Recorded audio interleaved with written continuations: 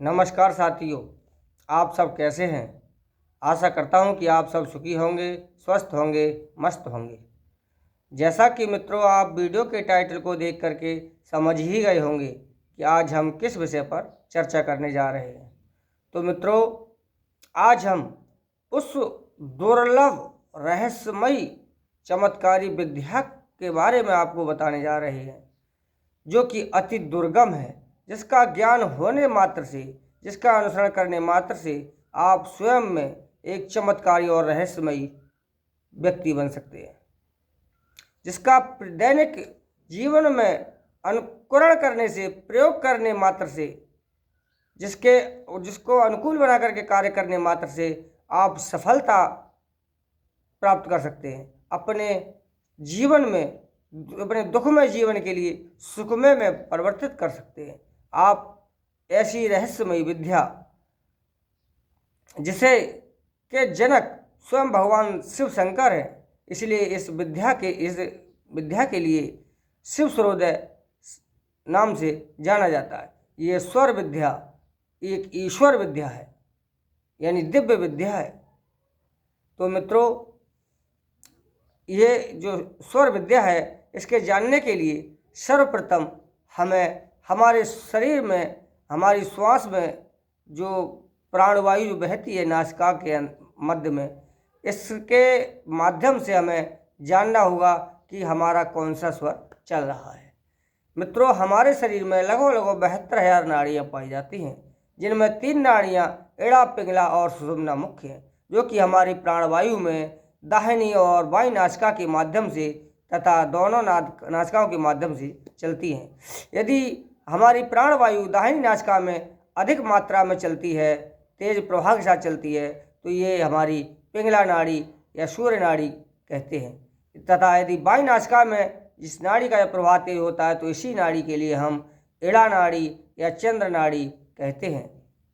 जब यही श्वास हमारी दोनों नासिकाओं में बराबर मात्रा में चलती है, तो इसे हम सुषुम्ना नाड़ी या सरस्वती नाड़ी भी कहते हैं। मित्रों जब दोनों नाड़ियों का मिलन होता है परस्पर, यानी बाईं नाड़ी जैसे चल रही है वो बंद होने को होती है और दाहिनी नाड़ी खुलने को होती है, तब इन दोनों नाड़ियों का जब परस्पर संगम होता है, तब ही कुछ क्षणों के लिए हमारी ये सुषुम्ना नाड़ी चलती है, जिसे हम सुषुम्ना नाड़ी या सरस्वती नाड़ी कहते हैं।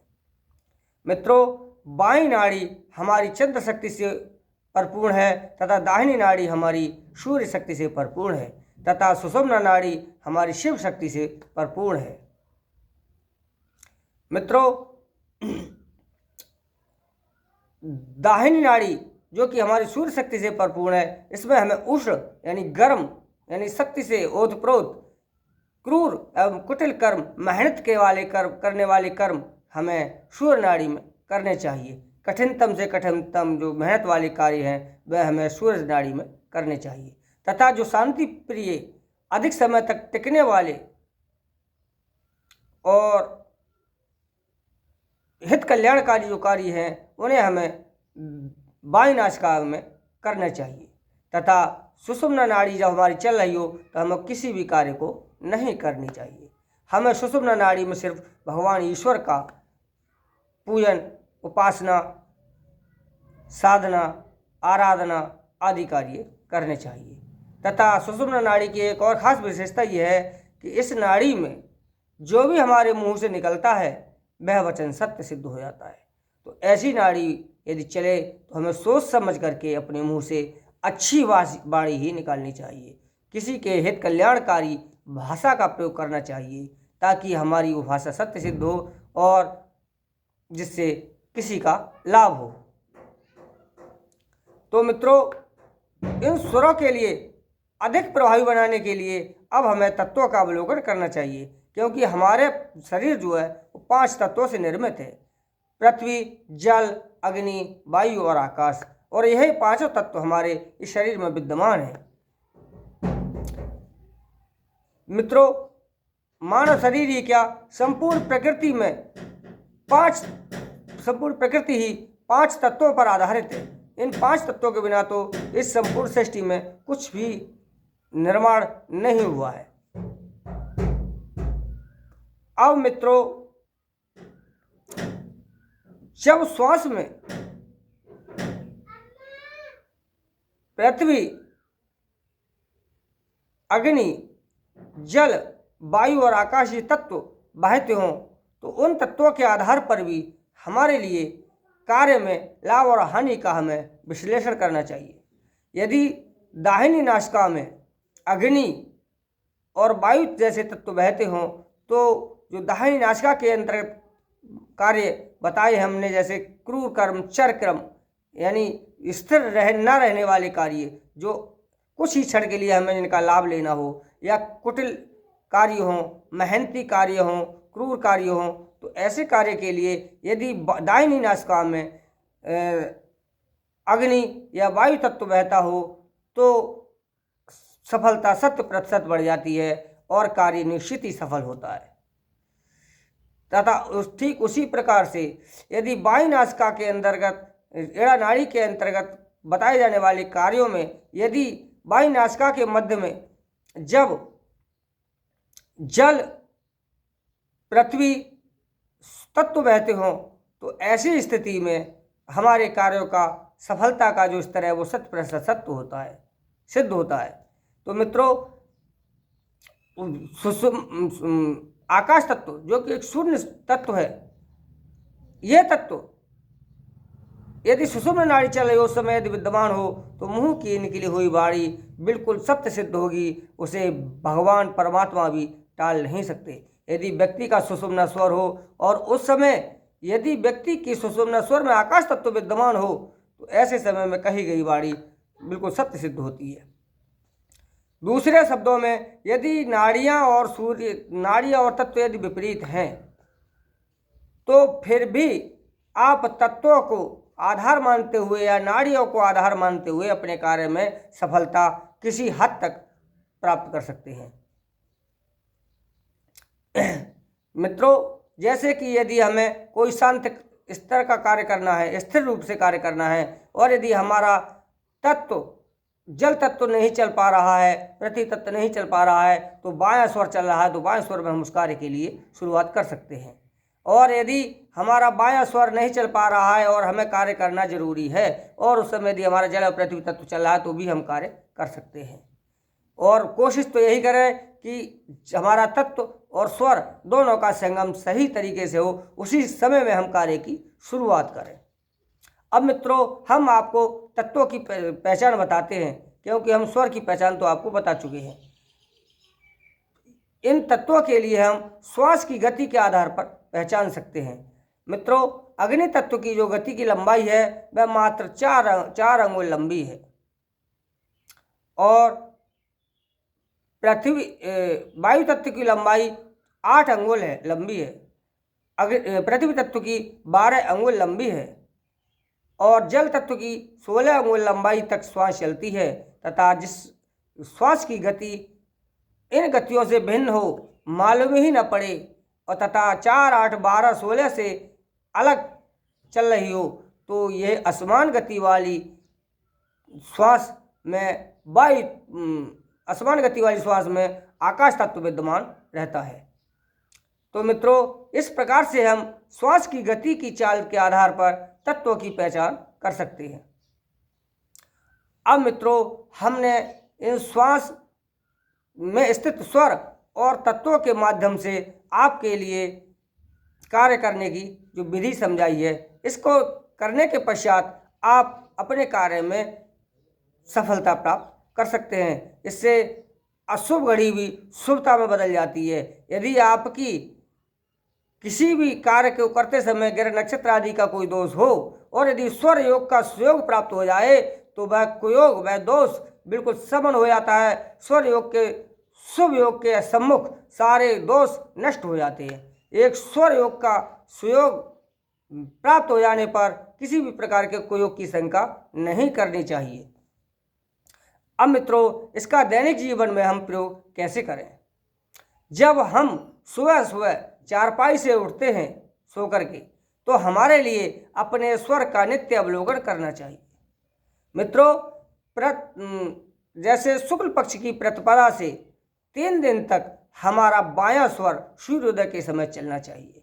उसके पश्चात के जो 3 दिन है फिर हमारा दायां स्वर चलना चाहिए, फिर उसके पश्चात के 3 दिन है बायां स्वर चलना चाहिए। इसी प्रकार से क्रमशः बायां दायां स्वर हमारा चलना चाहिए। ऐसा स्वर चलने से हमारे लिए दिन और रात में किए गए सभी कार्यों में हमें सिद्धि प्राप्त होती है, हमारे सभी अशुभ कार्य शुभता में बदल जाया करते हैं।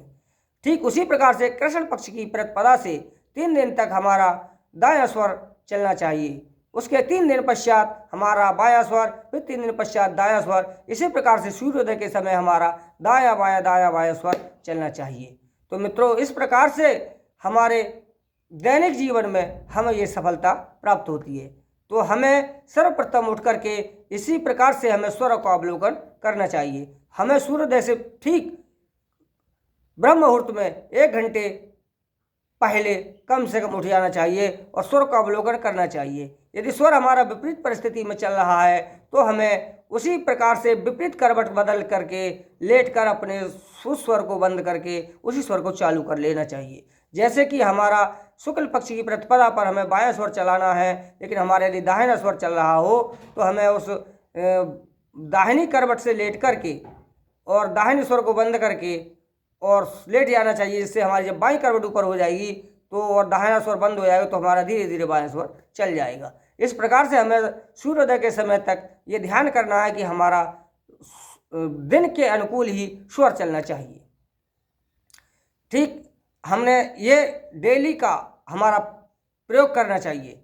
इसके पश्चात जब हम चारपाई से नीचे उतरते हैं तो हमें जो हमने स्वर का अवलोकन किया था, तो जैसे हमारा जो भी स्वर चल रहा है उस स्वर के लिए हमें उस स्वर की हथेली को चूमना चाहिए, उसी हाथ की हथेली को अपने मुंह से चूमना चाहिए। और ठीक उसी पैर के लिए हम सर्वप्रथम जमीन पर रखें जो हमारा स्वर चल रहा है। यदि हमारा जैसे बायां स्वर चल रहा है तो हमें सबसे पहले बायां पैर रख करके फिर दायां पैर जमीन पर रखें। उसके पश्चात हमें 4 पग समानांतर रखने के पश्चात बायां पैर निकाल करके ही किसी भी कार्य की शुरुआत करें। उसी प्रकार से यदि हमारा दाहिना स्वर चल रहा है तो हमें सबसे पहले दाहिने पैर को नीचे जमीन पर रख करके विषम पग यानी 3 बार दायां पैर आगे बढ़ा करके और विषम पैर रख करके फिर दायां पैर निकाल करके ही हमें किसी भी कार्य की शुरुआत करनी चाहिए। यही नियम हमें ठीक किसी भी यात्रा पर जाते समय अपनाना चाहिए। यदि हम किसी भी यात्रा में जब जा रहे हों तो यदि हम बायां स्वर चल रहा है तो बाएं पैर को हम 4 बार आगे बढ़ा करके और पैर मिलाकर फिर बायां पैर निकाल करके ही हमें यात्रा करनी चाहिए। ऐसा करने से हमारी यात्रा सकुशल संपन्न होती है। और यदि दाहिना स्वर चल रहा हो तो विषम पग यानी 3 बार हमें दाहिना पैर आगे निकाल करके पैर मिला करके फिर दाहिना पैर आगे बढ़ा करके हमें यात्रा करनी चाहिए। ऐसा करने से हमारी यात्रा सकुशल संपन्न होती है, किसी प्रकार का भय दोष नहीं रहता है। हमें जिस यात्रा कार्य के लिए हम यात्रा कर रहे होते हैं उस कार्य की सफलता का प्रतिशत बढ़ जाता है और हमें किसी प्रकार का कोई खतरा भी उत्पन्न नहीं होता है। हम घर आराम से सकुशल लौट कर आते हैं। सुषुम्ना यदि स्वर चल रहा हो तो मित्रों कदापि यात्रा न करें, क्योंकि जितने भी दुर्घटना वाले केस जो होते हैं वह सुषुम्ना स्वर में यात्रा करने वाले व्यक्ति के साथ ही होते हैं। क्योंकि सुषुम्ना स्वर में जब व्यक्ति घर से बाहर निकलता है तो उसके घर सकुशल लौटने की संभावना बहुत ही कम रहती है। इसलिए सुषुम्ना स्वर यदि चले तो उस समय कोई भी यात्रा नहीं करनी चाहिए, यात्रा उस समय स्थगित कर देनी चाहिए।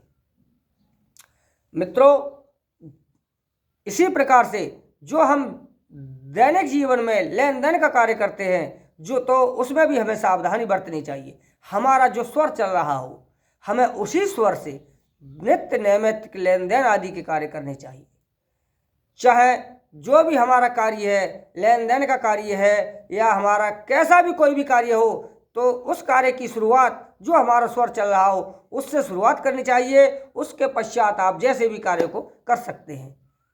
कुल मिलाकर के शुरुआत यानी कार्य का प्रारंभ उस स्वर से करना चाहिए, चाहे वो कैसा भी कार्य हो, लेन देन का कार्य हो, जैसा भी कार्य हो, कुल मिलाकर के जो स्वर हमारा चल रहा हो उसी स्वर से कार्य की शुरुआत यानी कार्य का प्रारंभ करना चाहिए। उसके पश्चात आप किसी भी कार्य को कर सकते हैं। तो ऐसा करने से, क्योंकि हमारा जो स्वर चलता है उसी स्वर में हमारा प्राण स्थित रहता है, तो ऐसा करने से कार्य में जो असफलता की गुंजाइश है वो समाप्त हो जाती है और हमारे लिए कार्य में विघ्न बाधा नहीं आती है और कार्य का सफलता का शिखर प्रतिशत बढ़ जाता है।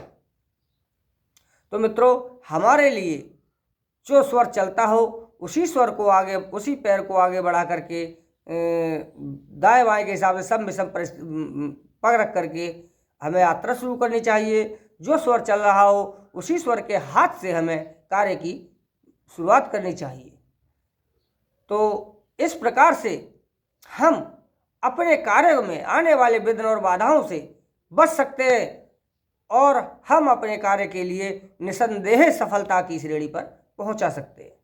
तो मित्रों, दूसरे जिस कार्य के लिए, जैसे कोई अनावश्यक वस्तु व्यक्ति विशेष है, उससे हम छुटकारा पाना चाहते हैं, तो हमें उस व्यक्ति वस्तु विशेष के लिए जब हम उसे अपनाएं तो हमें धीरे धीरे, हमें एकदम झटके से श्वास के लिए बाहर छोड़ना चाहिए। तो इस प्रकार से ऐसी परिस्थितियां उत्पन्न हो जाएंगी कि जो व्यक्ति वस्तु विशेष है वह आपसे स्वतः ही दूर हो जाएगा। उदाहरण के लिए, जैसे कोई व्यक्ति आपके पास मिलने आया और आप उसके पास ज़्यादा देर बैठना नहीं चाहते, लेकिन उससे आप मना भी नहीं कर सकते। तो आप जैसे ही वो व्यक्ति आपके पास आए तो आप जब उससे मिलें तो शुरुआत में आप जैसे ही मिलें धीरे धीरे एकदम जैसे उसे महसूस भी ना हो, अपने सांस के लिए बाहर को छोड़ें, श्वास को झटके के साथ बाहर को छोड़ें और बाहर को छोड़ें। उसका आप कायदे सम्मान के साथ उसे बिठाएं, बात करें। कुछ ऐसी परिस्थितियां उत्पन्न होंगी कि वो ज़्यादा देर बैठने वाला व्यक्ति, चाहे वो कैसे भी जाए, वह शीघ्र ही आपके पास से चला जाएगा।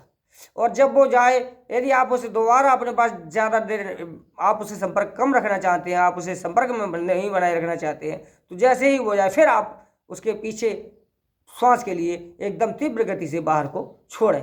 नासिका से बाहर को सांस जब आप छोड़ेंगे तो ये समझ लीजिए कि वो आपसे दूर होगा।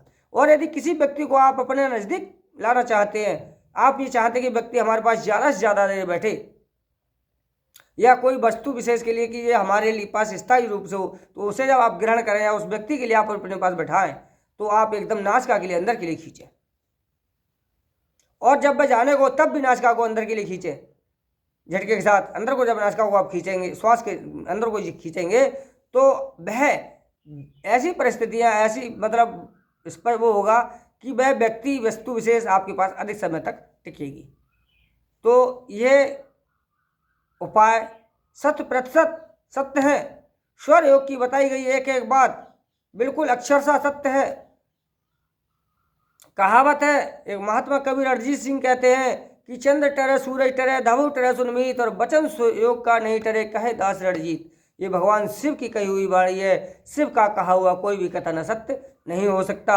यह भी स्वयं की प्रमाणिक विद्या है। आप इसे स्वयं अपने दैनिक जीवन में प्रयोग कर सकते हैं और इसका वार्षिक भविष्यफल भी है।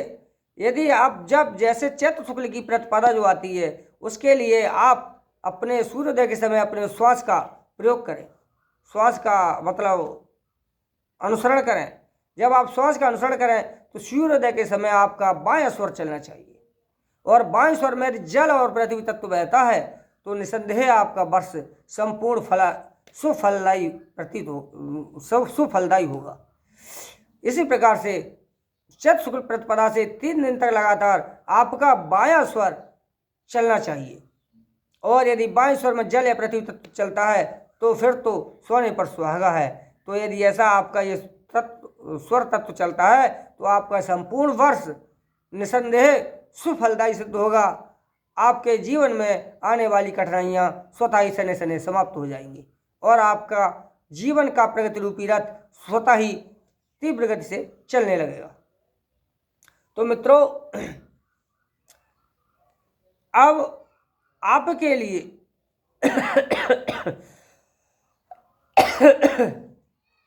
ये जो हमने मुख्य जो बातें बताई हैं, ये आपके दैनिक जीवन में आमूलचूल परिवर्तन लाएंगी, और आप ऐसे ही और अधिक जानकारी के लिए इस चैनल पर उपलब्ध और अन्य वीडियो हैं, उन्हें आप देखें और देख करके जानकारी प्राप्त करें। ये ऐसी रहस्यमय विद्या है, आप एक बार अपने जीवन में इस विद्या का प्रयोग करके तो देखें, इसे आजमा करके देखें। आप निसंदेह सफलता की श्रेणी की तरफ चलेंगे। आपके जीवन के आने वाली विघ्न और बाधाओं पर आप विजय प्राप्त करेंगे। तो मित्रों, मैं आशा और उम्मीद करता हूं कि आपके लिए मेरे द्वारा ये बताई गई जानकारी अवश्य समझ में आई होंगी, और ये भी उम्मीद करता हूं कि आप इस वीडियो को देख करके अवश्य अपने जीवन में लाभ उठाएंगे। तो मित्रों, आज के लिए बस इतना ही। मिलते हैं अगले वीडियो में, तब तक के लिए नमस्कार साथियों।